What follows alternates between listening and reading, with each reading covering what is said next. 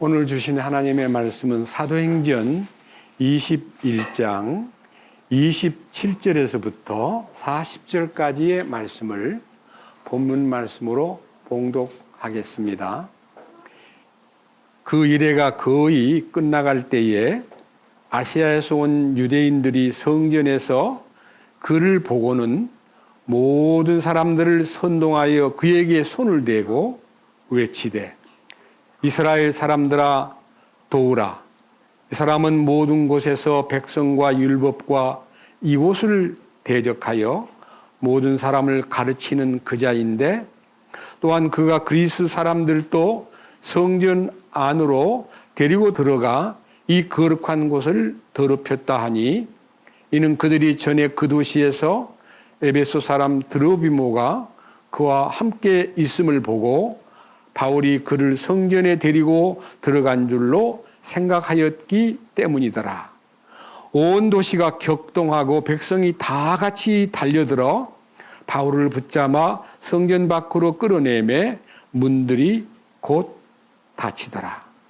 그들이 가서 그를 죽이려 할 때에 온 예루살렘이 소동 중에 있다는 소식이 군대의 총대장에게 이르매 그가 곧 군사들과 백부장들을 데리고 그들에게로 달려 내려가니 그들이 총대장과 군사들을 보고 바울을 때리는 것을 그치니라.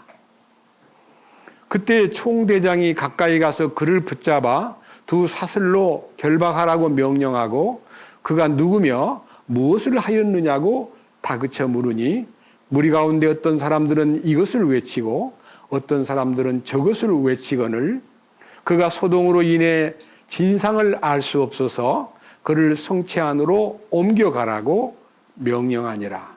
바울이 계단 위에 이르렀을 때에 사람들의 폭력으로 인하여 군사들에게 들려가니 이는 백성의 무리가 뒤를 따르며 그를 없애버리라 하고 외쳤기 때문이더라.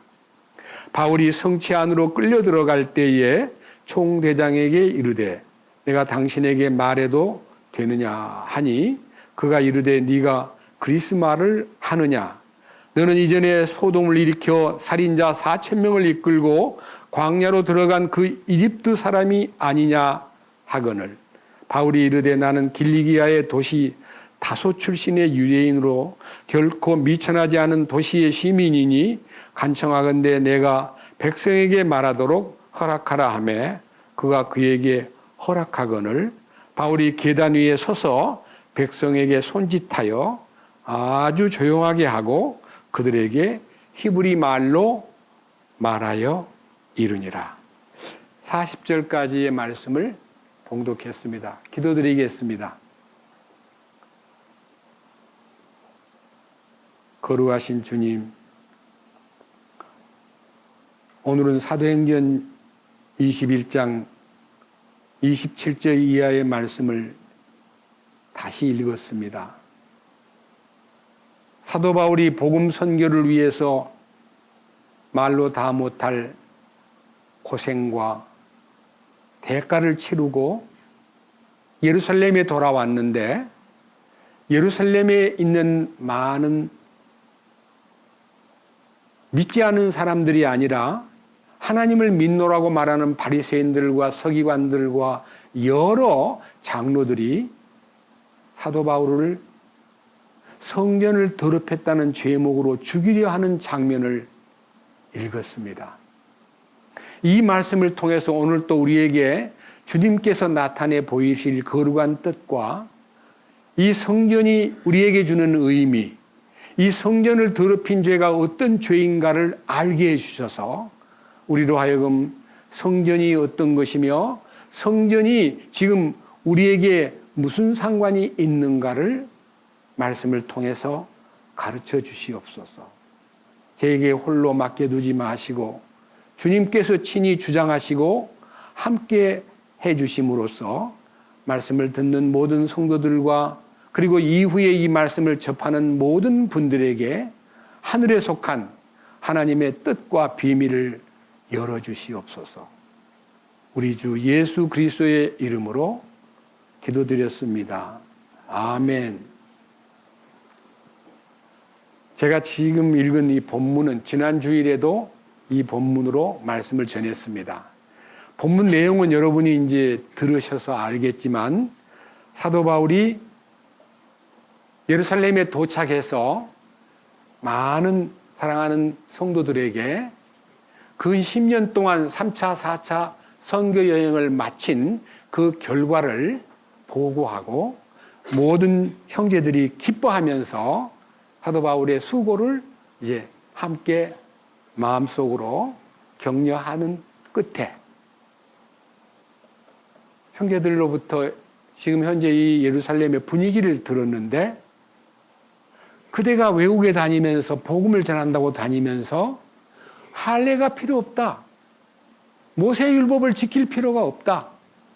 그 규례를 따라 사는 것도 별로 의미가 없다고 가르침으로써 굉장한 오해를 하고 그것도 한두 명이 아니고 수천 명이 당신을 향해서 많은 나쁜 감정을 갖고 있으니 그대는 아무래도 그들에게 오해받는 것을 씻기 위해서 우리 중에 소원한 자 4명이 기다리고 있는데 그들과 함께 성전에 들어가서 나시린의 소원을 하고 머리를 밀면 그들이 나중에 당신도 율법 아래 있는 모든 행위를 준행하는구나 하고 오해가 벗겨질 것 같다.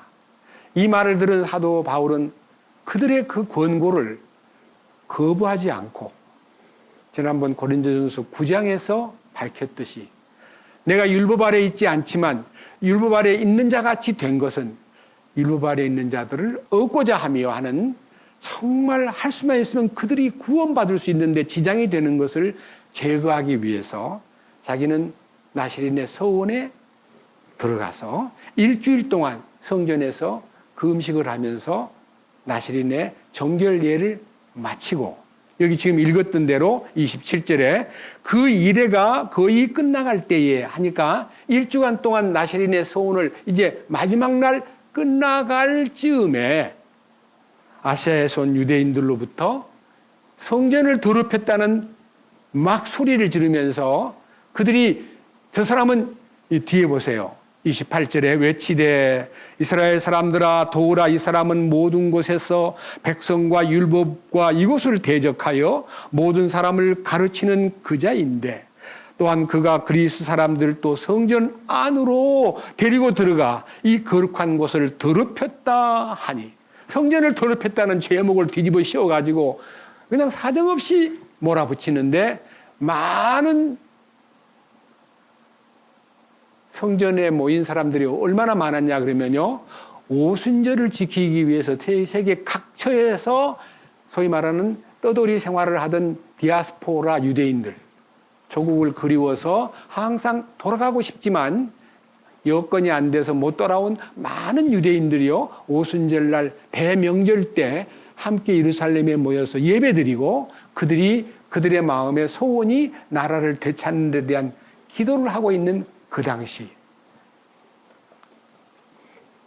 사도 바울의 그 엄청난 성전을 더럽혔다는 죄목 때문에 많은 사람들이 달려들어 가지고 자 30절 온 도시가 격동하고 백성이 다 같이 달려들어 바울을 붙잡아 성전 밖으로 끌어내매 그 다음 31절 그들이 가서 그를 죽이려 할 때에 얼마나 사도 바울에 대한 감정이 나쁜지 그를 끌어내서 막 죽이려는 거예요. 그게 이제 군대에 소위 말하는 예루살렘의 치안을 담당하는 로마 군대의 통지가 되니까 난리가 났다는 얘기를 듣고 천부장이 군사들을 데리고 와보니까 한 사람을 놓고 그러는 거예요. 그러니까 그 사람을 체포해가지고 이제 사슬로 묶게 하고 그 다음에 이제 그 군인이 오니까 그때야 비로소 군중들이 이제 진정이 되는데 왜 그러냐고 물으니까 막 소리를 지르는데 도대체 무슨 말을 하는지 알아들을 수가 없는 말들을 하니까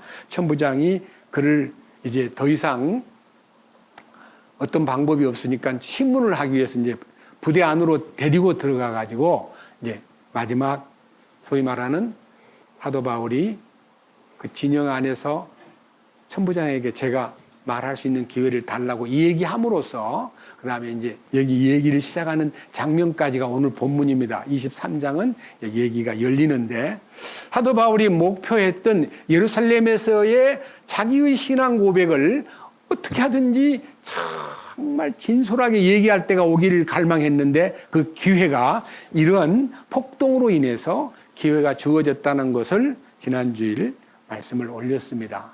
저는요, 오늘은요, 성전을 더럽힌 죄에 대해서 얘기를 하는데 성전을 더럽힌 죄가 사도 바울이 과연 성전을 더럽혔느냐? 여기 29절에 이는 그들이 전에 그 도시에 에베소 사람 드로비모가 그와 함께 있음을 보고 바울이 그를 성전에 데리고 들어간 줄로 생각하였기 때문이더라. 여러분 다른 성경에는 생각하였기 때문이라 착각했다. 착각. 사도 바울은 이방인을 데리고 성전에 들어간 적이 없어요. 성전의 관리법에는 이방인들이 성전에 들어오면 내쫓기만 하는 게 아니라 잘못하면 죽인다고 했습니다. 그러니까 유대인이 성전에 이방인을 데리고 아무 생각도 없이 들어가면 그를 죽이는 법입니다. 왜 더러운 성전을 더럽혔느냐고. 이 성전을 더럽힌 죄가 죽어야 마땅한 죄라는 것이 그 당시 유대인들의 법이었습니다. 저는요, 오늘은요, 이 성전에 대한 얘기에 얽힌 비사, 숨겨진 얘기를 여러분한테 알려드림으로써 여러분들이 이 성전이 어떤 의미를 지니고 있는가에 대해서 여러분 앞에 소상하게 말씀을 펼칠 생각입니다. 먼저 요한복음 2장을 보겠습니다. 앞으로 가셔가지고 요한복음 2장에 이런 말씀이 있습니다. 13절, 139페이지입니다.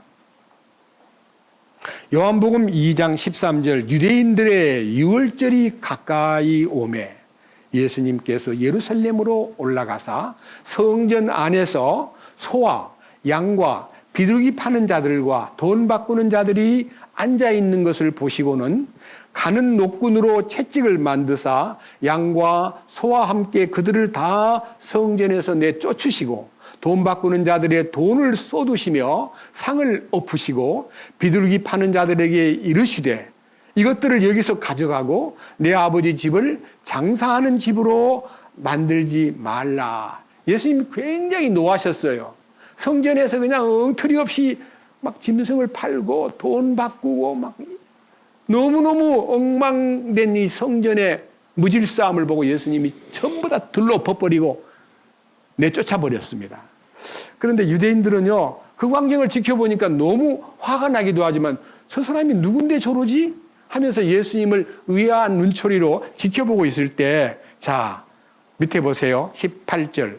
이에 유대인들이 응답하며 그분께 이르되 네가 이런 일들을 행하니 우리에게 무슨 표적을 보이느냐 하며 도대체 당신이 뭐요? 당신이 이런 일을 하는데 당신이 우리한테 무엇을 보여주겠어? 표적을 좀 보여주시오. 표적이라는 말은요, 기적적인 사건을 요구하는 거예요.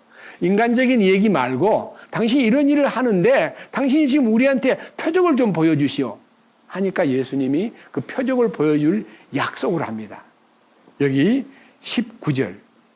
예수님께서 그들에게 대답하여 이르시되 이 성전을 헐라. 사흘 안에 내가 그것을 일으켜 세우리라 하시니 엄청난 충격적인 말씀을 하시는 거예요. 성전을 헐어라. 이 성전을 무너뜨려라. 그러면 내가 사흘 후에 다시 세우겠다. 이렇게 하시니까 유대인들이 막 충격을 받은 거예요. 무슨 말이야? 아니, 저 사람 미쳤나? 밑에 보세요. 20절. 이에 유대인들이 이르되 이 성전을 짓는데 46년이 걸렸거늘 네가 그것을 사흘 안에 세우겠느냐 하더라. 짤막한 말이지만요, 너무너무 충격적인 말에 46년이나 걸려서 지은 성전을 허물어뜨리면 사흘 후에 다시 짓겠다 그러니까요, 얼마나 황당하고 얼마나 예수님이 그들 눈에는 정신 나간 사람같이 보였을 거예요. 근데 예수님은 그것이 진심이에요. 그리고 그것이 진실이에요. 자, 그 다음 절수를 보면은 해명이 됩니다. 자, 21절과 22절. 그러나 그분께서는 성전인 자기 몸을 가리켜 말씀하셨더라. 자기 몸을 내가 성전이야. 나를 죽이면 나는 사흘 만에 다시 살아날 거야. 이 성전이신 자기 몸을 빗대서 말씀하셨지만 그들 중에 아무도 그 말을 알아듣지를 못했습니다. 제자들도 알아듣지 못했습니다. 그 다음 22절. 그러므로 그분께서 죽은 자들로부터 일어나신 뒤에 십자가에 돌아가시고 부활하신 뒤에 그분의 제자들이 그분께서 자기들에게 이 말을 하신 것을 기억하고 성경 기록과 예수님께서 하신 말씀을 믿었더라. 그때 그 예루살렘 성전에서 하신 그 말이 예수님의 죽으심과 부활을 가르쳐 말씀하신 거구나라고 깨닫게 되었다고 서기 90년에 기록한 요한복음에 이제야 알겠습니다라고 쓴 거예요. 예수님은 서기 30년에 십자가에 돌아가셨어요. 그러니까 60년 후에 이게 기록이 된 거거든요. 자, 근데 저는요, 여기에서 가장 중요한 테마가 건물 성전 시대는 끝나고 영적 성전, 교회입니다. 영적 성전의 시대가 열렸다는 것을 주제로 오늘 말씀을 여러분 앞에 설교하고자 합니다. 무슨 말이냐? 모세 시대 때는 성막이라고 하는 것을 통해서 약 480년 동안 모세 시대 때 BC 800년 예수님 오시기 전 1450년경에서 40년 광야 생활하는 동안에 성막을 쳐서 텐트, 성막을 쳐서 하나님 이름을 두시고 하나님이 거하실 처소를 만들려고 했는데 세월이 흘러서 이제 다윗 시대에 왔을 때 자기가 참 좋은 백향목 궁전에 지내면서 하나님의 성막을 보니까 너무 죄송한 거예요. 이렇게 기도해요. 하나님, 저는 백향목 궁전에서 살고 있는데 하나님은 천막에 살고 계시잖아요. 죄송합니다. 하나님의 집을 짓고 싶어요 하고 기도를 하니까 하나님이 다윗에게 너는 네 전쟁을 통해서 많은 사람의 피를 흘렸기 때문에 성전 지을 수 있는 기회를 너한테는 안 주고 네 아들한테 줄 테니 지을 수 있도록 준비하라고 설계 도면을 주셨어요. 그 설계 도면을 받은 다윗은요, 모든 성전 공사를 위해서 많은 자재들을 준비해가지고 그 아들에게 왕위를 물려주면서 성전 도면과 성전을 지을 것을 명령했습니다. 솔로몬은 그 받아가지고 성전을 7년 동안 황금 성전을 지은 겁니다. 엄청난 성전을 지었습니다. 그런데 그 성전도 이스라엘 민족의 범죄로 인하여 BC 587년 바벨론의 느부갓네살 왕에 의해서 철저하게 파괴되고 그리고 이스라엘 민족들은 포로로 끌려가고 나라는 망해가지고 사실은 여러분들이 역사를 공부해 보면요, 이스라엘이 바벨론에 망한 이후에 그냥 달랑달랑하고 살다가 다시 일어난 거 아니고 70년 후에 돌아오기는 했지만 그 뒤를 이어서 바벨론 시대에 망했던 북쪽 이스라엘은 아수르에 망했고 남쪽 이스라엘은 바벨론에 망했고 그 다음에 그 뒤를 이어서 헬라 제국에 그 다음에 로마 제국에 계속 예수님 올 때까지 나라 없는 민족으로 항상 지배를 받는 비참한 환경에서 지냈습니다. 그러다가 1948년 5월 14일 날 비로소 이제 독립이 되고 나라를 되찾아가지고 지금 우리나라의 경상남북도만큼한 크기의 나라에 약 800만 조금 넘는 유대인이 살고 있습니다. 그런데 그들이 예루살렘 성전을 완전히 잃어버리고 70년 만에 돌아와가지고 스룹바벨과 여러분들이 알다시피 에스라, 느헤미야, 에스더 이 성경에 보면은 성전을 재건하는 역사가 나오는데 초라한 성전을 지었습니다. 이 초라한 성전에 대해서 항상 아쉬워하고 솔로몬 성전을 그리워하던 사람들이 이방 땅에서 권력을 쥐고 이스라엘 나라의 왕으로 들어온 이방인 헤롯이라는 왕이요, 유대인의 환심을 사기 위해서 성전을 복구시키는데 그 성전을 헤롯 성전이라 그럽니다. 46년이나 걸린 거예요. 돈이 없고요. 공사가 계속 안 끝나니까요. 또 보수하고 또 보수하고 해서 46년 지어서 서 있는 그 성전을 예수님 시대 때 예수님이 직접 목격하신 거예요. 그런데 예수님이 이 초대 이 요한복음 2장은요. 예수님이 공생의 초기에 예루살렘 성전에서 유월절날 그런 일을 하셨는데 예수님이 십자가를 지시기 직전 공생의 3년 반을 마치는 예루살렘 입성 때에 예수님이 또 한 번 성전을 깨끗게 하시는 역사를 보여주시면서 자, 마가복음 잠깐 읽어보겠습니다. 마가복음에 나와 있는 그 말씀은 굉장히 의미심장한 얘기인데요. 이 말씀을 읽으면요, 여러분들이 마음속에서 큰 위로를 받을 것입니다. 마가복음 13장. 마가복음 13장입니다. 1절입니다. 그분께서 성전에서 나가실 때에 그분의 제자들 중에 하나가 그분께 이르되 선생님이여 보소서 여기 돌들이 어떠하며 건물들이 어떠하니까 성전을 지은 그 건물의 여러 가지 자재를 보면서 예수님 참 성전이 괜찮지요 하고 이제 예수님에게 성전을 피하라는데 예수님께서 대답하시기를 자 2절 예수님께서 응답하여 그에게 이르시되 네가 이 큰 건물들을 보느냐 돌 하나도 다른 돌 위에 남지 아니하고 다 무너지리라 하시니라. 깜짝 놀랄 일을 또 하시는 거예요. 예수님이 그 당시 그 말씀 하실 때는 서기 30년이에요. 근데 지금 이 성전이 돌 하나도 돌 위에 남지 않고 다 무너진 것은 서기 70년 로마의 타이터스가 와가지고 예루살렘을 정복하고 예루살렘의 성벽을 다 무너뜨리고 성전엔 돌 하나도 돌 위에 남지 않고 다 쪼개버렸습니다. 분해시켜버렸어요. 왜 이런 일이 일어났을까요? 아까 요한복음 2장에서 이 성전을 헐라 내가 사흘 후에 다시 일으키마 하신 말씀은 예수님이 이 땅에 오심으로 예수님의 이미지로 성막을 만들고 성전을 짓게 했는데 실체가 오셨기 때문에 이제 그림자를 제거하고 내가 이제 성전으로서 마지막 하늘의 밀이 되어 많은 미랄을 만들어내는 요한복음 12장 24절에 있는 하늘의 미랄이 땅에 떨어져 죽지 아니하면 하늘 그대로 있고 죽으면 많은 열매를 맺느니라 하신 그 주님의 죽으심이 부활을 통해서 성전이 부활한다는 걸 말씀한 거예요. 여러분 이 말씀은 너무 놀라운 얘기예요. 예수님이 죽고 부활하심으로 성전이 탄생되는 거예요. 그럼 성전이 누구냐? 여러분 구원받은 모든 성도가 예수님의 부활 생명들이에요.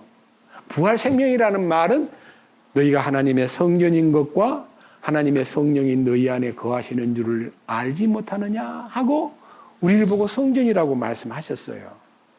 그래서 우리가 건물 성전이 시대가 끝나고 예수님이 오셔서 죽고 부활하심으로 건물 성전 시대가 끝나고 예수님이 친히 영적 성전을 구축하여 완성이 되기 위해서 계속 지어지고 있습니다. 이 기한은요, 옛날에 모세 시대 때 그 성막을 만들 때는 뭐 40년 동안 여러 차례 이동은 했지만은 만드는 기간이 그렇게 오래 걸리지 않았고요. 그 다음에 솔로몬 때는 성전을 짓는데 7년이 걸렸고 헤로드 왕 당시에는 제2성전을 다시 수리하고 복구하는 그 성전 짓는 공사가 46년이 걸렸지만 예수님의 성전은 2000년이 걸리는 거예요. 에베소서 말씀을 함께 보겠습니다. 자, 우리가 이 에베소서를 통해서 성전이 어떻게 지어지고 있는가 하는 것을 2장에서 먼저 보겠습니다. 에베소서 2장 16절입니다. 자세히 들어보시면 성전이 어떻게 지어지는가에 대한 공사의 소위 말하는 공정 과정이 나와 있습니다. 자세히 들어보세요. 또 십자가로 그 원수되게 하는 것을 죽이사 친히 십자가로 이 둘을 한 몸으로 하나님과 화해하게 하려 하심이라. 또 그분께서 오셔서 멀리 떨어져 있던 너희에게와 가까이 있던 그들에게 화평을 선포하셨느니라. 이 말씀은 예수님이 가까이에 있는 사람은 유대인이고 멀리 떨어져 있는 사람은 이방인들이에요. 그 이방인과 유대인은 철천지 원수같이 지내는데 십자가를 통해서 이 둘을 원수 관계에서 화해시키는 놀라운 역사를 일으키고, 그 다음 보세요. 자, 17절. 또 그분께서 오셔서 멀리 떨어져 있던 유대인에게와 가까이 있던 이방인에게 화평을 선포하셨느니라. 그분을 통하여 우리 둘이, 유대인과 이방인이 한 성령을 힘입어 아버지께 나아감을 얻나니, 그러므로 이제 너희는 더 이상 낯선 자도 아니고 외국인도 아니요 오직 성도들과 더불어 동료 시민이요 하나님의 집안에 속한 자들이며. 그러니까요, 이방인이든 유대인이든 예수 믿고 구원을 받으면요 천국 시민권자가 되는 거예요. 하늘 왕국의 시민권자가. 그들이 20절, 그들이 또 사도들과 대언자들의 기초 위에 세워진 자들이냐. 여기 갑자기 건물 얘기가 나옵니다. 예수 그리스도는 친히 그 으뜸 모퉁이 돌이 되시나니 그분 안에서 모든 건물이 꽉 맞게 함께 뼈대를 이루며 주 안에서 함께 거룩한 전으로 자라가고. 자, 예수님이 기초가 되고 사도들과 대언자들이 거기에 기둥이 되고, 그 다음에 이제 건물이 서는 거예요. 우리가 거기에 조립이 되는 거예요. 우리가 그 안에 건축 재료로서 성전에 달라붙는 거예요. 그 다음 보세요. 22절. 그분 안에서 너희도 에베소 교회를 향해서 이방인들도 성령을 통해 하나님의 처소, 하나님의 성전으로 함께 뭐한다? 세워진다는 말은 건축된다는 뜻이에요. 여러분이 지금 건축되고 있는 성전의 한 부속품입니다. 사실은 좀 더 신령한 얘기를 한다면 예수님은 머리 되시고 그분의 몸에 우리가 붙게 되고 그 몸이 완성되면 교회가 완성되는 겁니다. 여러분, 교회가 완성되면 어떤 일이 벌어질까요? 준공식 때 이게 하늘로 올라가 버려요. 7년 동안 준공잔치를 벌려요. 그것이 신랑과 신부의 만남이에요. 얼마나 이게 놀라운 얘기입니까? 이게 지금 우리는 성전입니다. 자, 이 성전인 것을 인식하기 위해서 고린도전서 3장 16절로 여러분들을 안내하겠습니다. 고린도전서 3장 16절. 너무나 잘 알고 계시겠지만요, 제가 말씀을 읽어드리겠습니다. 3장 16절. 너희가 고린도 교회를 보고 고린도 교회는 굉장히 말썽이 많고 사고를 친 아주 형편없는 동네 사람들인데도 고린도 교회 보고 너희가 하나님의 성전인 것과 하나님의 영께서 너희 안에 거하시는 것을 너희가 알지 못하느냐? 누구든지 하나님의 성전을 더럽히면 하나님께서 그를 멸하시리니 하나님의 성전은 거룩하며 너희가 곧 그 성전이니라. 여러분, 성전을 더럽히면 멸한다는 말은요, 다른 번역에 보면요, 성전을 훼손시키면 내가 너희를 멸한다는 말은 멸망시킨다는 말이 아니고 너희를 가만히 안 둔다는 말이에요. 너희를 가만히 안 둔다는 말은 영광스러운 왕국의 보상을 받지 못하도록 제외시킨다, 그런 뜻이에요. 여기 그게 나와 있어요.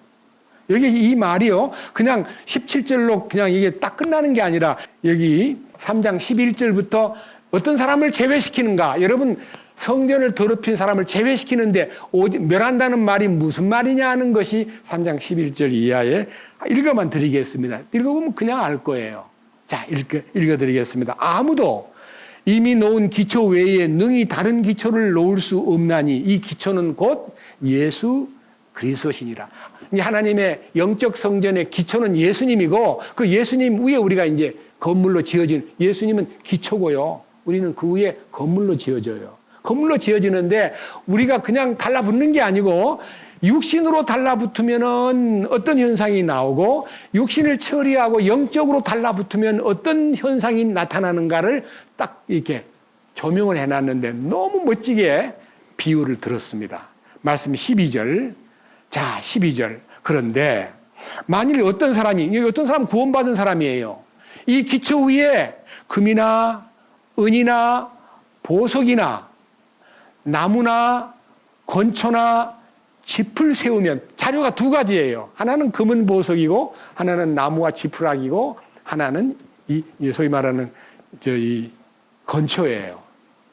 나무하고 건초하고 지푸라기는 육체에 속한 거고요. 금과 은과 보석은 예수님에게 속한 거예요. 여러분, 예수님은 하나님, 금은 하나님의 영광을 상징하고 은은 그리스도의 구속을 상징하고 보석은 그리스도의 영광스러운 변화를 주는 영광스러운 보석을, 이 말은요, 전부 주께로부터 얻은 것을 갖고 주님에게 붙으면 성전이 되고 나무나 풀과 지푸라기로 성전을 지으면 육신으로 지은 거예요. 우리끼리 이렇게 육신이 모여가지고 하나가 됐다고 막 큰 소리치고 우리는 주님 안에서 하나예요 이렇게 말하면서 죄 짓고 살면요, 나무나 풀과 지푸라기에 불과해요. 그러면 나중 결과가 나와요. 여기 보세요. 자, 13절. 각 사람의 일이 드러나리라. 어떻게 드러나느냐? 그날이 주님 오시는 날에 그것을 밝히 드러내리니 이는 각 사람의 일이 어떤 종류인지 그것을 시험하실 것이기 때문이라. 여러분, 주님이 분명히 오시는데 우리를 테스트하시는 거예요. 네가 영적인 사람으로 살았느냐? 육신적인 사람으로 살았느냐? 나를 믿는다면서 변화되었느냐? 변화되지도 않고 육체를 따라서 그대로 살았느냐를 시험하는 때가 오는데 그것을 불로 시험을 시켜요. 불로. 보세요. 불로. 14절. 어떤 사람이 그 기초 위에 세운 예수님 위에 자기가 달라붙었다고 말하는 그 자기가 세운 바가 남아있으면 그는 보상을 받고, 어떤 사람의 일이, 그가 행한 일이 불타버리면 그는 보상의 손실을 당하리라. 여러분, 이 말은요, 예수님이 기초가 완벽하고 우리가 그 기초 위에 섰는데 변화받은 금은 보석으로 공급받은 것으로 영적으로 나를 그 안에 딱 세워두면 불이 지나가도 금은 보석은 불을 이미 통과했기 때문에 타지를 않아요. 근데 만약 나무와 풀과 지푸라기를 예수님 위에다 쌓아놓고 이거를 주의 성전이라고 믿으면요, 변화되지도 않은 내가 주의 성전이에요, 나는 주의 성전이에요 그러면요, 불이 나타나가지고 태워버려요. 그러면 타버려요.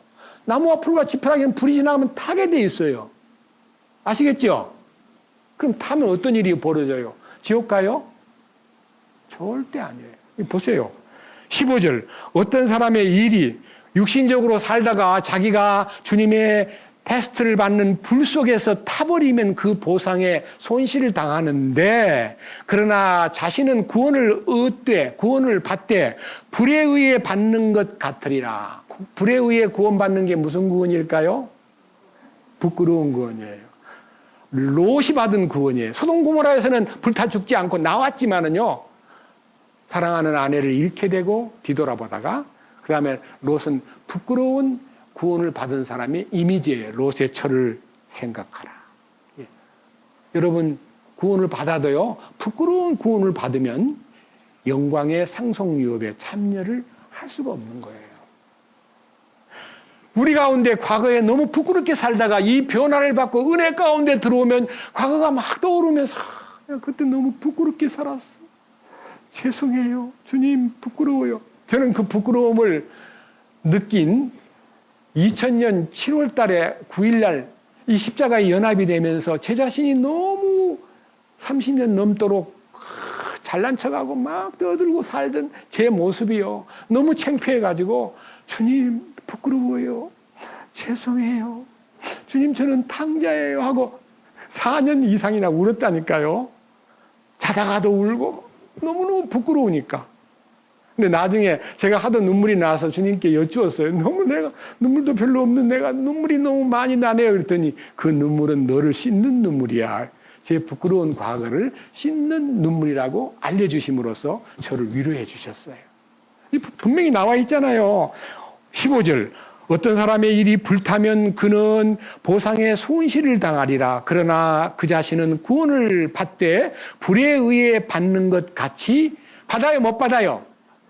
네? 지옥은 안 간다 이거예요. 그러니까 여기 말하는 17절, 누구든지 하나님의 성전을 더럽히면 하나님께서 그를 멸하시리니, 멸하신다는 말은 부끄러운 구원을 받게 해가지고 상속유업에서 제외시킨다는 거예요. 그 얼마나 천년 동안 성 바깥, 예루살렘 안에 못 들어가고 성 바깥 불타는 용광로에서 슬피 울며 이를 가는 삶이 부끄러움을 씻는 기간입니다. 100년을 잘못 살아가지고 1000년을 보상받는 거예요. 100년을 제대로 살면 100년 중에 100년 전체, 여러분 100년 저는 솔직히 말해서 100년이 아니라요, 너무나 많은 세월을, 제가 1966년에 구원을 받고요, 하나님 자녀가 됐다고 믿었는데 그 기간을 구원받은 것을 너무 하늘에 마치 별을 딴 것처럼 너무 좋아가지고 구원 안 받은 사람을 무시하기도 하고 구원받은 것이 막 천상에 막 올라간 것 같은 기분이어서 좀 교만하게 지냈어요. 잘난 척하고 뻐기고 그랬는데 2000년 딱 34년 만에요, 내가 십자가에 주님과 함께 처리되었다는 것을 깨닫고 나니까 나를 내세울 게 하나도 없더라고요. 예수님 덕분에 구원받은 걸 가지고 사람들한테 군림하려고 하고 잘난 척하려고 대우받으려고 하는 이런 모습들이 너무너무 창피하고 부끄러워가지고 그냥 진짜 어디 굴이라도 있으면 숨어서 살고 싶을 정도로 부끄러웠어요. 그런데 주님이 그 부끄러움을 다 씻어주시고 이제 주님을 증거하도록 기회를 주시니까 이 남은 생애를 이 주님의 영광을 나타내기 위해서 주님 참으로 감사합니다 라고 주님 앞에 이 축복을 선포할 수밖에 없는 거예요. 밑에 나와 있잖아요. 17절, 누구든지 하나님의 성전을 더럽히면 하나님께서 그를 멸하시리니 하나님의 성전은 거룩하며 너희가 곧 그 성전이라. 그 말은 다른 뜻이에요. 너희는 거룩하라, 그런 뜻이에요. 삶이 거룩하게 주님을 나타내라, 그런 뜻이에요. 저는요, 유대인들이 성전 시대가 끝나고 건물 성전 시대가 끝나고 2000년 동안 성전 없는 시대를 살면서 막 늘 우리 예배 드릴 곳이 없어, 하나님께 희생 제물을 바쳤고 하나님의 피의 제사를 기뻐하시는데 그 길을 우리가 행동으로 옮기지 못하니 얼마나 아쉬워하고, 자기들끼리요 유대인들 10명 이상이 모이면 회당을 짓게 됐어요. 회당, 시나고그라 그래가지고요, 모임 장소, 그 장소에 모여서 같이 기도하면서 예루살렘을 향해서 기도하면서 주여 우리는 성전이 없는지 벌써 이렇게 세월이 지나면서, 여러분 서기 BC 587년에 무너진 거는 옛날 솔로몬 성전이 무너진 거고요, 예수님 때 무너진 성전은 서기 70년에 무너졌기 때문에 1948년에 독립할 때 1900년 동안 성전이 없었고요, 1948년에 독립하고 지금 75년이 됐어요.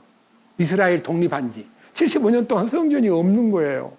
성전 짓고 싶어 막 몸부림을 하는 거예요. 우리는 왜 성전이 없나? 그런데요, 성전을 지으려고 준비했는데 제가 83년도 이스라엘을 방문했을 때 예루살렘의 성전준비위원회의 큰 사무실을 찾아갔습니다. 성전 준비한다 그래서 가봤죠. 갔더니 그 안에 성전 기구들이 준비되어 있어요. 성전에 들어갈 기구들이 설계도 다 돼 있고 다 완벽하게 되어 있는데 자기들 말이요, 성전 터만 열리면 6개월 동안 지을 수 있대요. 6개월 동안 완벽하게 자재를 준비해 놓고 성전을 이제 다시 지으려는 제3성전의 꿈을 83년도에 이스라엘 가서 확인하고 왔습니다. 그런데요, 교묘하게도 지금 그 성전, 솔로몬이 성전을 세웠던 그 성전 자리에 뭐가 서 있느냐? 지금 오마르 사원을 열어주십시오. 자, 이 성전이 무슬림, 소위 말하는요, 이슬람교의 3대 성지 중에 하나인 이 자리는요, 마호멧이 이 속에서 아브라함이 그 아들 이삭을 바친 그 돌 위에서 승천을 했어요. 그래서 승천 기념으로 서기 687년경에 설계를 해가지고 이걸 지은 거예요. 이거 지은 지 1600년이 됐습니다. 자, 많이 무너지기도 하고 지진 때문에 무너지기도 하고 많이 했는데 이게 무수히 많은 수리를 해서 요 20세기에 들어와가지고 지붕을 옛날 처음 지을 때는요, 도금을 해서 금칠을 했다가요, 벗겨지니까 요르단에 있는 이 왕께서요, 엄청난 몇 천만 브로치의 금덩어리를 보내가지고 여기다가 도배를 한 거예요. 이거는 금덩어리예요. 요 금지붕이요. 그래서 요 황금도움이라고도 하고, 그 다음에 요 내부에요. 요 내부 중앙에 뭐가 있느냐. 내부를 한번 열어주십시오. 보십시오. 요 내부인데요. 요게요. 아브라함이 그 아들 이삭을 제단에 바친 모리아산 제단 바친 이삭을 제물로 바친 자리예요. 창세기 22장에 있잖아요. 아브라함아 네 아들 독자 이삭을 내가 정한 모리아산에 제물로 바쳐라 하는 그 모리아산이 여기가 지금 아브라함이 그 아들을 바친 자리예요. 이삭을 바친 자리라는 거예요. 자, 성경에서 그걸 증명하겠습니다. 자, 창세기 22장. 창세기 22장입니다. 우리는 성경에서 근거를 찾아야만, 그렇구나. 자, 22장 1절에서 2절, 두 절을 읽으면은요, 그냥 답이 딱 열려 있습니다. 자, 뭐라고 되어 있습니까? 이 일들 뒤에 하나님께서 아브라함을 시험하시려고 그에게 이르시되 아브라함아 하시니 그가 이르되 보소서 내가 여기 있나이다 하매 그분께서 이르시되 이제 네 아들을 곧 네가 사랑하는 네 유일한 아들 이삭을 데리고 모리아 땅으로 가서 거기서 내가 네게 일러줄 산들 중에 하나에서 그를 번제 헌물로 드리라. 모리아 땅에 어떤 산이 있는데 그 산에 가서 내가 너의 아들 이삭을 나한테다가 번제 헌물로 바치는 것을 내가 원한다. 그러니까 아브라함이 그 말씀을 듣고요. 여러 가지 반대 의견을 제시하거나 흥정을 하지 않고요. 너무 빠른 시간 내에 3절. 아브라함이 아침에 일찍 일어나, 어제 이 말씀하셨는데 그 다음날 아침 일찍 일어나가지고 나귀의 안장을 얹고 자기와 함께한 자기 청년들 가운데 2명과 자기 아들 이삭을 데리고 번제 헌물에 쓸 나무를 쪼개어가지고 일어나 하나님께서 자기에게 말씀해 주신 곳으로 갔더라. 그 길이 사흘길이었습니다. 4절. 그때 셋째 날에 아브라함이 눈을 들어 그곳을 멀리서 바라보니라. 모리아산에 딱 도착한 겁니다. 사흘 만에. 이 말은요, 이삭은 예수님의 그림자예요. 이 셋째 날은요, 예수님이 셋째 날 부활하신 거기 때문에 이 이삭은 죽지 않고 그냥 산다는 것을 상징한 거예요. 아브라함이 그 아들 이삭을 바치라고 명령을 내려서 그대로 순종하고 그 아들을 제단 위에 올려놓고 칼로 찌르려 할 때 하나님이 아브라함아 내가 네 마음 알았으니 너 아들에게 해를 끼치지 말고 네 뒤를 보아라 하니까 뒤에 자 13절 아브라함이 눈을 들어 살펴보니 보라 뿔이 덤불에 걸린 순양 한 마리가 자기 뒤에 있으므로 아브라함이 가서 그 순양을 가져다가 자기 아들을 대신하여 번제 헌물로 드렸더라. 번제 헌물 드린 거 맞죠? 그러면 제가요 이 말씀을 통해서 번제 헌물을 드린 아브라함이 하나님의 아들 이삭을 바침으로써 얻어진 그 결과를 성경에서는 뭐라고 하는가? 히브리서 11장. 성경에서 이렇게 말씀하십니다. 성령께서 히브리서를 기록한 바울에게 아브라함이 그 당시 행한 일을 이렇게 묘사하고 있습니다. 11장 17절. 믿음으로 아브라함은 시험을 받을 때에 이삭을 바쳤으니 곧 약속들을 받은 그가 자기의 독생자를 바쳤느니라. 이 아들에 관하여는 그분께서 전에 이르시되 이삭 안에서 내 씨가 부름을 받으리라 하셨느니라. 하나님께서 심지어 죽은 자들로부터 능히 그를 일으키실 줄로 생각하였으므로 또한 그는 죽은 자들로부터 그를 모형으로 받았느니라. 자, 아브라함의 마음속에는요 바치라는 명령을 받고 그 아들을 통해서 많은 언약을 세웠고 네 아들로 인하여 하늘의 별처럼 땅의 모래처럼 네 후손을 번성케 하마라고 약속한 하나님이 이 아들을 바쳐버리면 이 아들을 주님이 도로 살려낼 거야. 그게 주님 약속이 있는데 아들을 살려낼 줄을 확실히 믿어버렸어요. 그러니까 여기서 죽은 자 가운데서 도로 받은 거나 마찬가지다. 그게 아브라함의 믿음이에요. 그것이 모리아산 희생제물을 바친 곳이에요. 자, 그런데요, 성경에 이 모리아산이 솔로몬이 성전을 지을 때요, 이 모리아산에다가 성전을 짓는데 성전 터를 제가 이제 조명하다 보니까요, 여기 이미 나와 있네? 이게 바로 아브라함이 이삭을 바친 자리구나. 그 자리에 성전이 지어지고 있었구나 하는 것이 딱 눈에 들어오면서 하나님, 감사합니다. 이 장소를 제게 열어주신 주님께 진심으로 감사드리고 아브라함이 그 아들 이삭을 바친 자리가 바로 하나님의 성전을 짓는 자리라는 것을 확신하게 되었고 그 자리가 역대하 3장 1절 그때에 솔로몬이 예루살렘의 모리아산에 모리아산 주의 집 건축하기를 시작하였는데 이것은 전에 주께서 그의 아버지 다윗에게 나타나신 곳이요 그의 아버지 다윗에게 나타나신 곳이요 여부수 족속의 오르난의 타작마당에 다윗이 예비한 곳이라 그가 자신의 통치 4년 둘째 달 둘째 날에 건축하기 시작하였더라. 솔로몬이 왕위에 오른 지 4년 되던 둘째 해 둘째 달 2월 2일 날 공사를 시작해가지고 7년 만에 준공했다는 것이 성경에 나옵니다. 그 성전터는 모리아산입니다. 자, 다시 성전터의 두 번째 장면 모리아산의 반석을 보여주십시오. 이 자리가 아브라함이 그 아들 이삭을 바친 자리고 이 자리에 성전이 섰는데 이 성전이 무너져버린 후에 무슬림들이 들어와 가지고 자기들의 사원을 또 지어놓은 거예요. 지금 여기 지어놓은 것이 아까 보셔요. 얼마나 단단히 지었냐 그러면요. 성전을 이렇게 지어놓고는요. 철통같이 여기는 아랍 지역입니다. 지키고 있습니다. 제가 83년도에 이스라엘에 가가지고요. 이거 구경하려고 금요일 날 갔는데요. 문을 안 열어주는 거예요. 그래서 왜 안 열어주냐 했더니 오늘 우리들의 안식일이에요. 그러는 거예요. 아니 유대인의 안식일이 내일인데 내일 아니에요. 그랬더니 오늘 우리 금요일은 무슬림의 안식일이에요 하고 문을 안 열어주길래 그날 구경을 못했어요.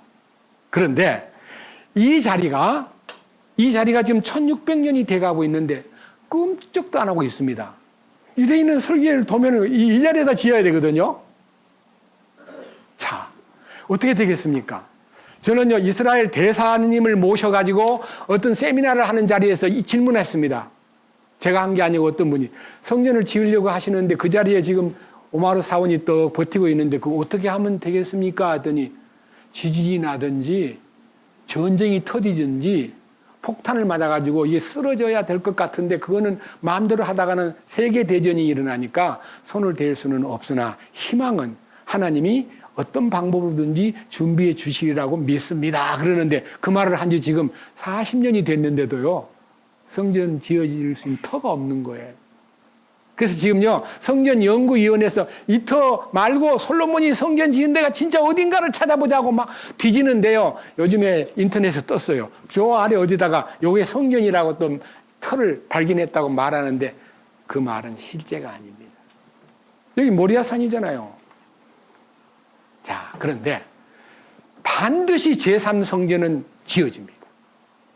그럼 어떤 일이 벌어질 거냐? 성전을 짓기는 짓는데 왜 성전을 지으려 하느냐?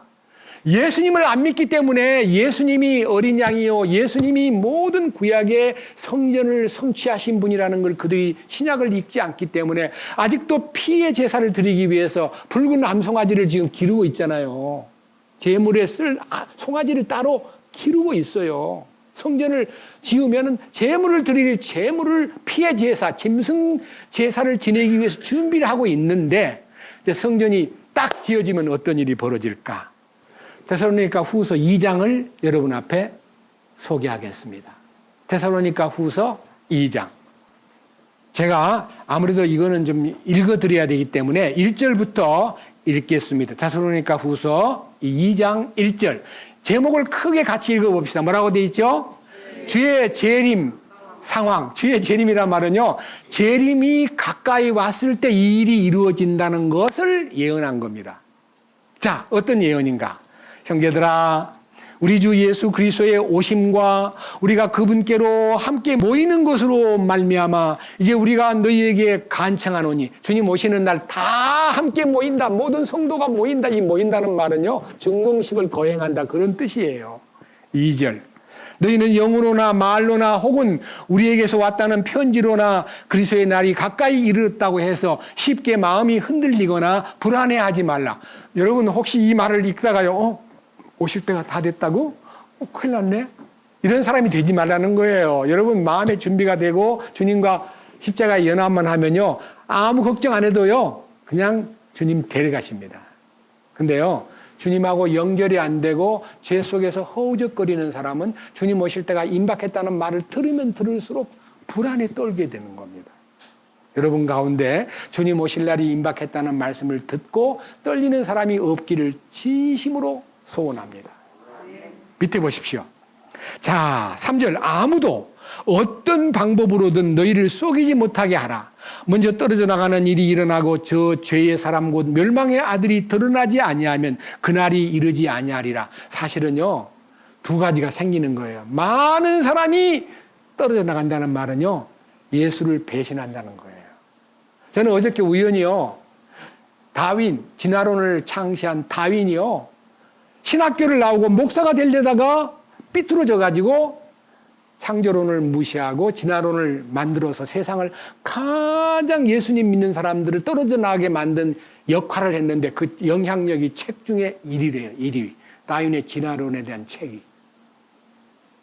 변덕쟁이더라고요. 그 방송을 들어보니까. 너무너무 충격을 받았어요. 목사가 되려고 신학 공부까지 했는데요. 배신을 해가지고 떨어져 나가가지고 만든 책이 50살 넘어서 만든 책이에요. 자, 밑에 보세요. 그 일로 인해서 죄의 사람 곧 멸망의 아들, 사탄의 그 앞잡이인 적그리스도가 나타난다는 뜻이고 4절 그는 그 적그리스도는 대적하는 자요 하나님이라 불리거나 혹은 경배받는 모든 것 위에 자기를 높이는 자로서 그러니까 교만이 하늘 높은 줄 모르게 높은 적그리스도가 나타나서 하나님처럼 어디에 앉아서 하나님의 성전에 앉아서 성전이 제3성전이 준공이 되면요 그 성전에 썩 들어오더니 내가 하나님이다 하고 이제 하나님이라고 선포를 해요. 이 보세요. 자, 자기를 높이는 자로서 하나님처럼 하나님의 성전에 앉아 자기가 하나님인 것을 뭐라고요? 내가 하나님이야 라고 주장하는 인물이 성전 준공식 때 들어온다는 거예요.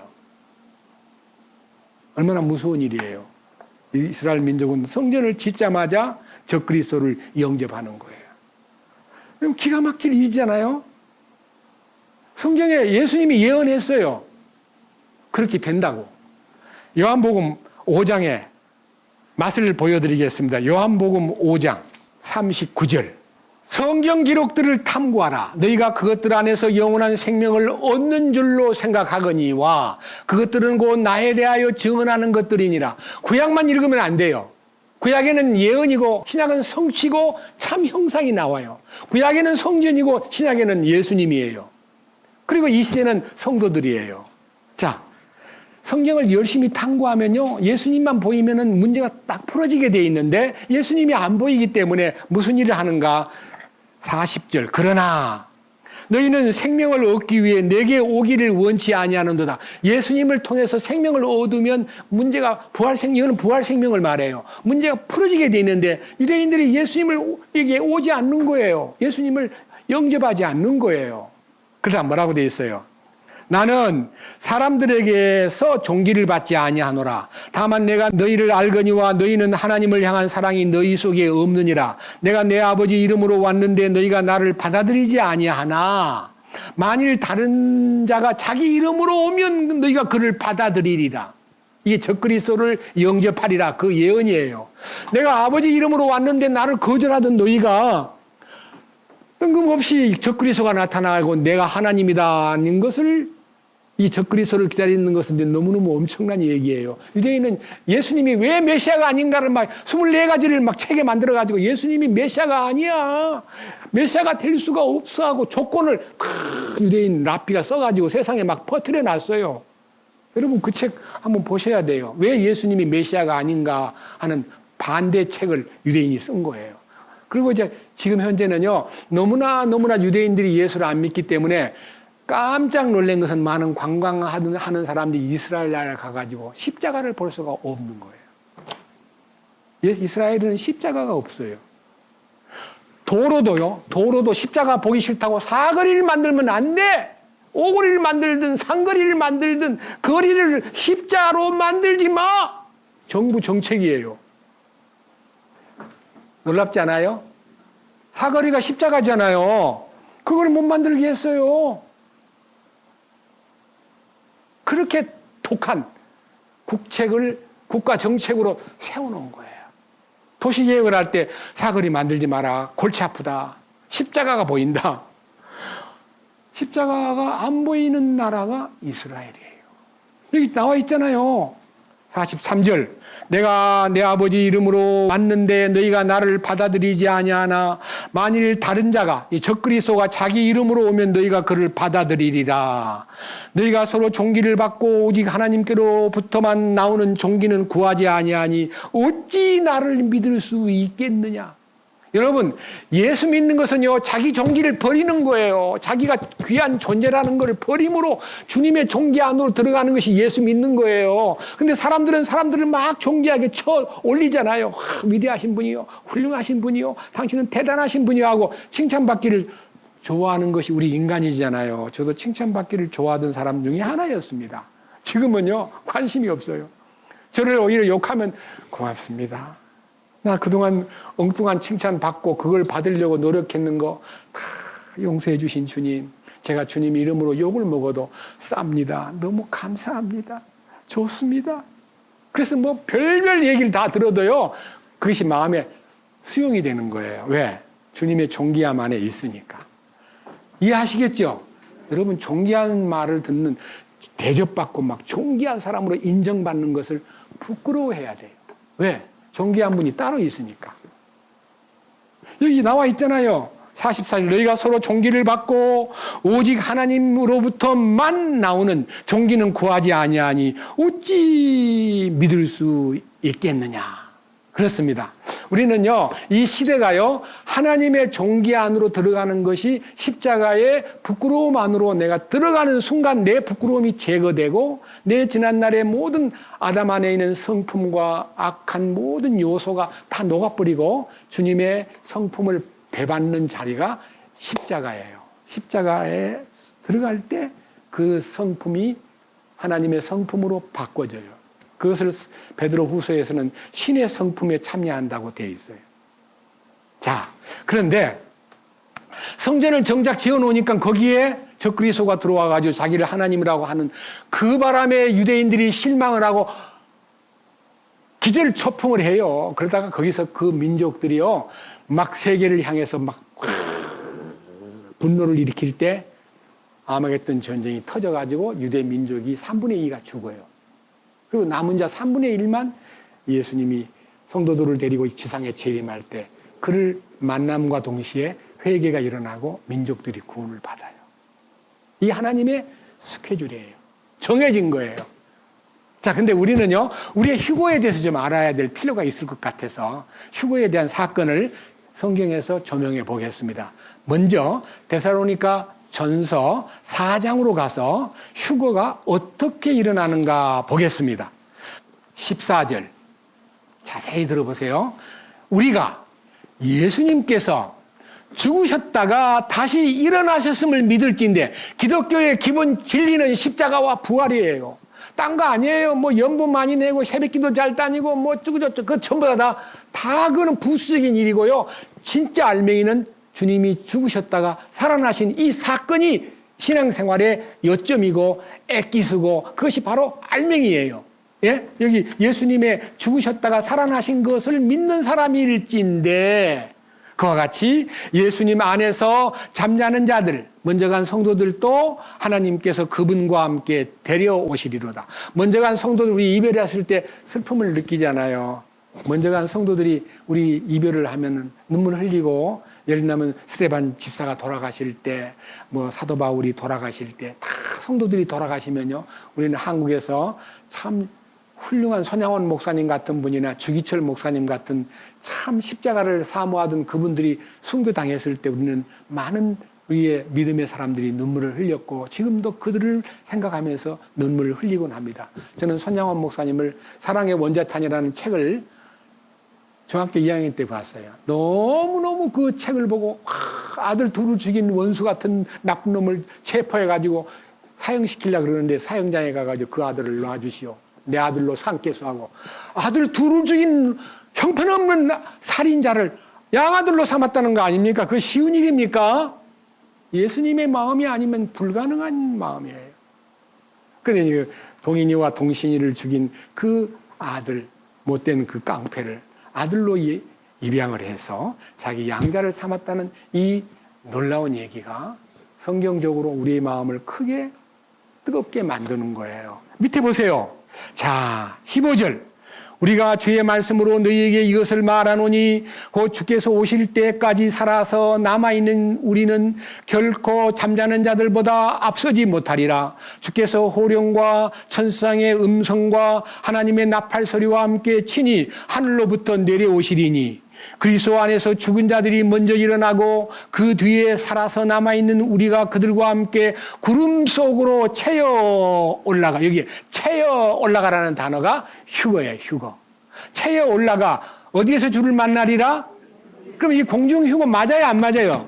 여러분 성경을요 문자 그대로 읽어야 되고 문자 그대로 믿어야 돼요. 이걸 해석하고 영해하고 하는 건 다 가짜예요. 그대로예요. 먼저 간 성도가 먼저 다 부활을 하고 그 다음에 우리가 갑자기 변화돼가지고 함께 이 몸으로 올라갈 수가 없으니까 변화가 돼야 될 거 아니에요. 부활체로 예수님의 부활하신 몸으로 변화가 돼서 공중에서 주님을 만나리라. 그리하여 뭐라 그랬어요? 우리가 어떻게 하리라? 영원히 주님하고 떨어지지 않고 항상 주와 함께 있으리라. 아멘. 영광스러워. 주님과 함께 영원히 사는 거예요. 그러니까 여행을 가도 같이 가야 되고 그 공중 휴고를 했던 성도들이요. 내려올 때 주님 혼자 가는 게 아니라 우리를 데리고 내려와요. 수많은 성도들과 함께 지상으로 내려오는데 그 지상에 내려오는 것이 예언이 사도행전 1장에 있고 그 성취가요. 스가랴 말씀 가운데 약속이 다 열려 있어요. 여러분 이 영광스러운 얘기가 또 한 부분 있는데요. 조금 앞으로 가서 고린도전서 15장에서 좀 더 세밀하게 한번 읽어보겠습니다. 이 놀라운 광경을 아까는 주님의 휴거를 통해서 우리에게 흥분시키는 말씀이 있지만요. 이 15장 50절부터는요. 50절 제목 다 같이 읽겠습니다. 뭐라고 되어 있어요? 우리의 최후의 승리. 이게요. 우리의 승리예요. 우리는요. 주님 안에서 우리 옛사람이 처리되고 주님 안에서 생활하면 이기는 자가 되는 거예요. 이기는 자. 이게 최후의 승리가 마지막 죽음을 정복한 마지막 죽음을 박차고요. 사망 권세를 다 떨쳐버리고 우리는 구원받았어도 죽음의 세력이 항상 곁에 있기 때문에 죽음을 두려워하기도 하고 죽음에 대해서 공포가 있습니다. 그런데 주님 딱 우리를 데리고 가시면 죽음에서 완전히 해방돼 버려요. 보세요. 읽어보겠습니다. 50절. 형제들아 이제 내가 이것을 말하노니 살과 피라는 말은 육체. 이 육신의 육신 덩어리와 이 혈육으로는 하나님의 왕국을 상속받을 수 없으며 또한 썩는 것은 썩지 않는 것을 상속받지 못하리라. 우리가 이제 영원히 썩지 않는 것을 상속받기 위해서 이 썩을 몸을 주님이 변화시키는 거예요. 이 몸의 변화, 이 육체의 변화. 이게 마지막 승리예요. 자, 영의 변화는 성령으로 죄사함 받을 때 일어나고 혼의 변화는 십자가에 연합할 때 이 혼이 부패한 세상에 물들어 있고 거기에 늘 빠져서 허우적거렸던 나의 혼을요. 거기서 이 멸망의 구덩이가 아니고 부패의 구덩이에서 싹 건져내요. 그게 이제 우리가 두 번째 혼의 구원이고 마지막 육신의 구원. 혈과 육이 완전히 변화되는 거예요. 자, 51절. 보라 내가 너희에게 한 가지 신비를 보이노니 이거는 신비에 속한 거예요. 우리가 다 잠자지 아니하고 마지막 나팔 소리가 날 때에 눈 깜짝할 사이에 순식간에 다 뭐하리라? 눈 깜짝할 사이에. 오래 걸리지도 않아요. 왜? 창조주의 능력이 나타나기 때문에. 그 다음 보세요. 나팔 소리가 나매 죽은 자들이 썩지 아니할 것으로 일어나고 그 다음에 죽은 자는 부활하고 우리는 변화되리니 이 썩을 것이 반드시 썩지 아니함을 입고 이 죽을 것이 반드시 죽지 아니함을 입으리로다. 그래서요 썩지도 않고 죽지도 않은 몸으로 확 변화가 돼버리는 거예요. 그것이 뭐냐면 주님 부활하신 몸이 우리에게 영적인 신령한 몸으로 바꿔지는 거예요. 그리고 54절. 그리하여 이 썩을 것이 썩지 아니함을 입고 이 죽을 것이 죽지 아니함을 입을 때에는 기록된 바와 같이 사망이 승리 가운데서 삼켜졌도다 하신 말씀이 성취되리라. 예. 우리는 이제 예수님 오시기 전까지는 죽음의 공포와 죽음의 세력인 사탄에게 항상 쫓기고 공격을 당하고 위험을 느꼈는데요. 이 휴거를 하기 위해서 변화를 받으면요, 사망과는 전혀 상관없이 죽음을 벗어난 영광스러운 생명체로 하늘을, 여러분, 저 위에 가는데 그냥 비행기도 안 타고 그냥 가는 거예요. 어떻게 가는지 참 상상만 한번 해보세요. 그래, 한번 보세요. 55절, 우리 입에서 나옵니다. 사망아, 너의 쏘는 것이 어디에 있느냐? 무덤아, 너의 승리가 어디에 있느냐? 사망에 쏘는 것은 죄요, 죄의 힘은 율법이라. 죄와 율법에서 완전히 벗어났기 때문에 이 영적인 신령한 몸으로 변화를 받으면요, 뭐라 그랬어요? 그러나 우리 주 예수 그리스도를 통하여 우리에게 승리를 주시는 하나님께 감사하노라. 우리는요, 그동안도 주님 안에서 이기는 자로 살 수 있었지만요, 이 마지막 날 육신을 벗고 이 세상을 떠날 때요, 완전한 승리의 몸을 지니고 주께로 가기 때문에 우리가 이 땅에서 지금 그 오시기 전까지 할 일이 있다는 걸 명했습니다. 자, 뭐라 했습니까? 58절, 그러므로 너희가 그런 사람으로 살아야 되는데, 내 사랑하는 형제들아, 너희는 굳게 서서 흔들리지 말고 항상 주의 일을 넘치게 하라. 너희 수고가 주 안에서 헛되지 않은 줄 너희가 아느니라. 우리 주님의 일에 마음을 쏟고, 여러분, 예수님 기뻐하는 이 일을 위해서 교제가 필요하고 말씀을 가까이 해야 되고, 이 주님의 일에 참여하는 일을 얘기하면 바빠, 나 일이 바빠, 예약이 돼 있어, 나 어디 가야 돼. 저건 뭐예요? 자기 문제로 주님의 일에 대해서 항상 차선으로 두고 우선은 누구예요? 자기가 우선이에요. 그런 생활해서는 안 돼요. 우리 중에 요즘에 이제 너무 감사한 것은요, 젊은 청년들이 일어나가지고 말씀을 이제 저한테 지금 두 번째 여름 수양의 메시지 2권을 제가 일주일 동안 계속 말씀을 듣고 글로 옮겨놓은 거를, 그거는 이제 말로 한 거니까 구어체잖아요. 그거를 제가 전부 다 문어체로 고치는데, 한 챕터, 설교 한 번, 1시간 반 한 거를요, 일주일 동안 씨름했어요. 증인은 저희 집사람이에요. 아직도 안 끝났어요. 아직도 멀었어. 너무 힘들어. 땀을 뻘뻘 흘리고 교정을 받았어요. 그런데 그게 뭐냐? 어떻게 하면 이 메시지를요, 우리끼리만 그냥 듣고 안 들을 사람은 할 수 없고 우리끼리만 들으려고 유튜브에 띄워놨는데, 이거를 좀 더 구체적으로 글로 만들어서 많은 사람한테 배포해서 그걸 알려줄 수 있는 어떤 방법이 없을까 하고 젊은 청년들이 연구하고, 또 그거를 영어로 번역해가지고 영어권에 속한 사람, 유대인마저도 이 말씀을 듣게 하기 위해서 제대로 된 메시지를 열 수 없을까 하고 의논 끝에 지금 청년들이 나서가지고 너무너무 큰 일을 하고 있는 것이 저희에는 너무 감사해요. 눈물이 나도록 고마워요. 그런데 놀라운 것은요, 제가 우리 교회의 이제 세상을 향한 이름이 only Jesus입니다. 오직 예수뿐, 오직 예수님, 그것을 제목으로 걸었는데, 우리 제목을 보고 유대인들이 혹시나 오직 예수? 아니야.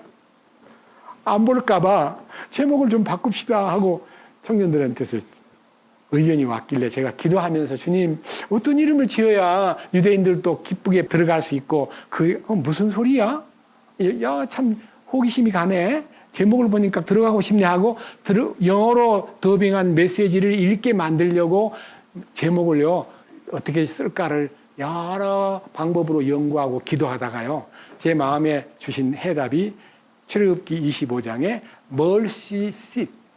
말은요, 옛날 번역에는 속죄소고, 중국 번역에는 시은좌고, 우리의 킹 제임스에는 긍휼의 자리입니다. 지성소의 법계 뚜껑이 긍휼의 자리거든요. mercy seat.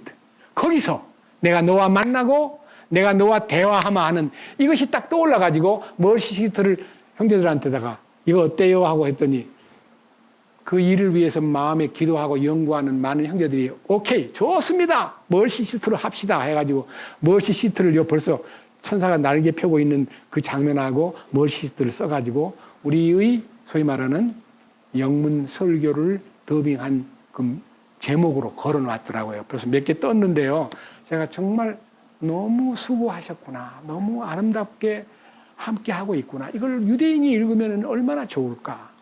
이걸 영어권에 속한 사람이 읽으면 얼마나 좋을까. 우리 중에 이 소식을 듣고요, 친척 가운데 외국에 나가 있는 사람한테 전도를 하고 싶은데 어떻게 하면 좋을까라고 생각했는데 이 말씀을 보내주면 되겠구나 하고 막 눈물을 흘리는 자매도 지난 수요일 날 함께 얘기를 나누었습니다.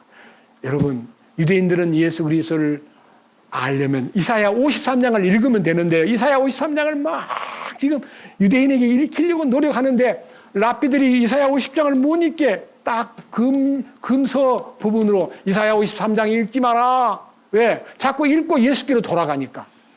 거기에 뭐가 나옵니까? 그가 찔림은 우리의 허물을 인함이요, 그가 상함은 우리의 죄악을 인함이라. 그가 징계를 받음으로 우리가 평화를 누리고 그가 채찍에 맞음으로 우리가 나음을 입었도다. 우리는 다 양 같아서 그릇 행하여 각기 제 길로 갔거늘 여호와께서는 우리 무리의 죄악을 그에게 담당시키셨도다.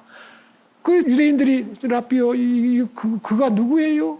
자기들은요 유대 민족이다 그래요. 유대 민족이라고. 그가 유대 민족이래요. 유대 민족이 고생하고 찢기고 막 사형당하고 밟히고 한 것이 유대 민족이다. 이해가 안 가요. 그가 그 나라가 아니고 그가인데. 그래서 이 이사야 53장에 있는 그 주인공을 이스라엘 민족이라고 말함으로써 아무리 이해를 시키려 해도 이해가 안 되는 거예요. 근데 예수님만 보면 너무너무 닮았거든요. 그래서 예수께로 돌아오는 사람들이 많기 때문에 돌아가지 못하게 하려고 그 책을 못 읽게 하니까, 여러분 못 읽게 하면 더 보고 싶어요, 안 보고 싶어요? 깜짝 같아요. 못 읽게 하니까요. 왜 못 읽게 하지? 뭐가, 안 읽으면 천벌 받는 것도 아닌데 한번 읽어보자. 뭐 때문에 그러지? 이렇게 보게 만드는 오히려 역할을 못 읽게 하는 랍비들이 딱 빨간 딱지를 붙여가지고 못 보게 하니까 더 보게 되고 더 봄으로 예수께로 막 돌아오는 거예요. 이것이 지금 이스라엘 민족이 때가 얼마 남지 않았다는 것을 알게 해주는 놀라운 징조입니다. 로마서 11장을 보겠습니다. 그 이유를 여러분 앞에 선포하고 오늘 메시지를 마감하려고 합니다. 로마서 11장 25절입니다.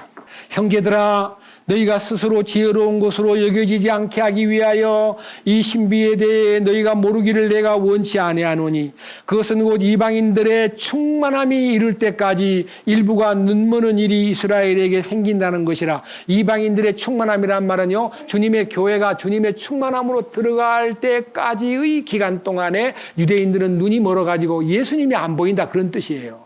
자, 그 다음에요 26절 그리하여 온 이스라엘이 구원을 받으리라. 이 이스라엘이 구원받는 시기가 언제냐?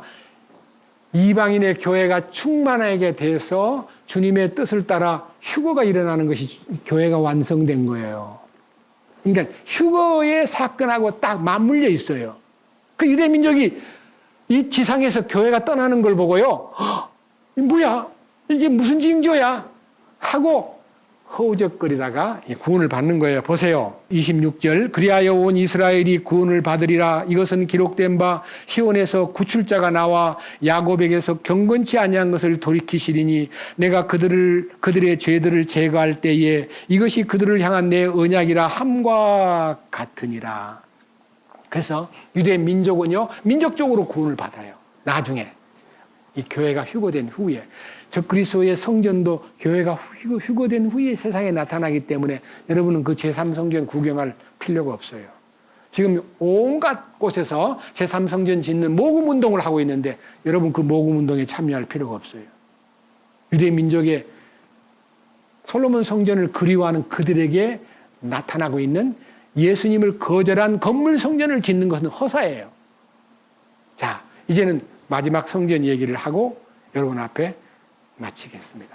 마지막 성전, 우리가 지금 그리워하는 마지막 성전, 계시록 21장입니다. 요한계시록 21장 2절부터 3절까지 읽으면요, 이 마지막 성전의 윤곽이 드러납니다. 자, 나 요한이 봄에 거룩한 도시 새 예루살렘이 신부가 자기 남편을 위하여 단장한 것 같이 예비한 채 하늘에서 하나님으로부터 내려오더라. 여러분, 이 땅에 있던 신부가 어떻게 위로 올라가는지 하나님께로부터 내려온다는 말은요, 휴거된 후에 교회가 주님과 더불어 이 땅에 내려오는 모습을 얘기하는 거예요. 3절. 내가 하늘에서 나는 큰 음성을 들으니 이르되 보라 하나님의 성막이 사람들과 함께 있고, 이 성막은 성전을 얘기합니다. 그분께서 그들과 함께 거하시리라. 그들은 그분의 백성이 되고 하나님께서는 친히 그들과 함께 계셔서 그들의 하나님이 되시리라. 예, 우리는 떨어져 있는 하나님과 지금 항상 사모하면서 살았는데요, 그때는 함께 같은 집에 사는 거예요. 여러분, 결혼하면 부부가 같이 살아요, 따로 살아요? 처녀 총각이 따로따로 살다가 결혼하면 같이 사이 합방하지요. 이게 합방한다는 얘기예요. 4절. 또 하나님께서 우리 성도들의 모든 눈에서 모든 눈물을 씻어주시리라.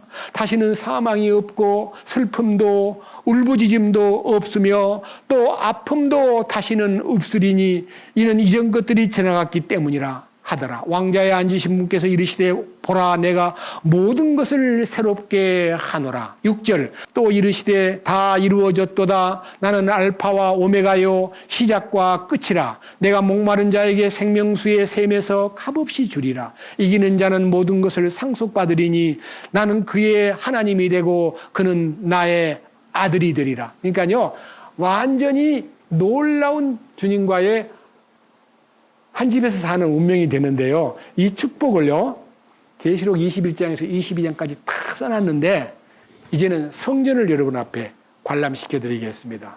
21장 9절 마지막 7재앙을 가득 담은 7병을 가졌던 7천사 중 하나가 내게 와서 나와 얘기하며 이르되 이리로 오라. 내가 신부 곧 어린 양의 아내를 네게 보여주리라. 이제 어린 양의 아내가요, 천상에 올라간 이 사도 요한이 환상 중에 어린 양의 아내를 보여줄 테니까 이리 와봐 하고 이제 요한이를 불렀어요. 요한이가 이제 높은 산으로 올라가요. 10절. 영안에서 나를 데리고 크고 높은 산에 이르러 하늘에서 하나님으로부터 내려오는 저 큰 도시 곧 거룩한 예루살렘을 내게 보여주었는데, 신부가 누구예요? 예루살렘이잖아요. 새 예루살렘. 여러분, 우리가 신부가 새 예루살렘 되는 거예요. 우리가 예루살렘으로 가는 게 아니라 우리가 예루살렘으로 되는 거예요. 자, 그런데 22절 성전을 보여드리겠습니다. 22절. 또 내가 그 안에서 성전을 보지 못하였으니, 새 예루살렘에 아무리 쳐다봐도 새 예루살렘 안에 성전이 없는 거예요. 그래서 놀랐어요. 사도 요한이 이곳에 성전이 중심에 있어야 되는데 성전이 왜 없지 하고 딱 쳐다보고 있는데, 이는, 자, 22절. 또 내가 그 안에서 성전을 보지 못하였으니 이는 주 하나님 전능자와 어린 양께서 친히 그 도시의 성전이시기 때문이에요. 제가요, 친이라는 말은 다른 번역에도 나와 있더라고요. 그래서 그냥 나와버린 거예요. 여러분, 너무 성경을 보태서 읽는다 생각하지 마시고요, 어린 양 예수님이 성전의 본체예요. 새 예루살렘의 성전은 예수님이에요. 우리는 그분을 모시고 그분 안에 들어가니까요, 새 예루살렘에는 이 우주의 빛이나 태양이나 달이 필요가 없어요. 보세요. 23절. 그 도시는 해와 달이 안에서 빛을 비출 필요가 없었으니, 새 예루살렘에는 태양이나 달이 역할하지 않아요. 왜? 이는 하나님의 영광이 그 도시를 다 밝혀주었고 어린 양께서 그 도시에 뭐라고요? 어린 양 자체가 그 도시의 빛이에요. 그분이 성전이셔요. 우리는 이 놀라운 하나님의 계획과 클라이막스를 마음에 참으로 체험했다면, 나 같은 것도 그 주님의 영광에 참여할 수 있도록 이끌어주시는 이 놀라운 축복을 감사합니다 라고 말할 수 있는 사람으로, 여러분의 남은 신앙이 이기는 자로, 주님을 기쁘시게 하는 자로 살아가시기를 주님의 이름으로 축원합니다. 기도합시다. 주님, 감사드립니다. 사도 바울은 성전을 더럽힌 죄로 누명을 쓰고 고통을 받았지만 그는 담대하게 주님을 선포했습니다. 오늘 읽은 이 성경 내용을 통해서 건물 성전은 시대가 끝나고 이제는 건물 성전을 짓는 일에 어떤 노력을 하고 어떤 투자를 할 것이 아니라 주님의 성전이 된 우리가 주님의 거룩을 통해서 주님을 나타내는 참으로 주님의 영광과 주님의 승리와 존귀를 세상에 나타내는 존재로 존재하도록 이끄시옵소서. 우리의 남은 삶이 성전이신 주님 안에서 영광을 소유하고 그 영광을 누리기에 합당한 자가 되기 위해서 주님 앞에 조금도 부족함이 없는 거룩한 성전으로 유지되고 우리 자신을 지켜나갈 수 있도록 돌봐주시옵소서. 우리 주 예수 그리스도의 이름으로 기도드렸습니다. 아멘.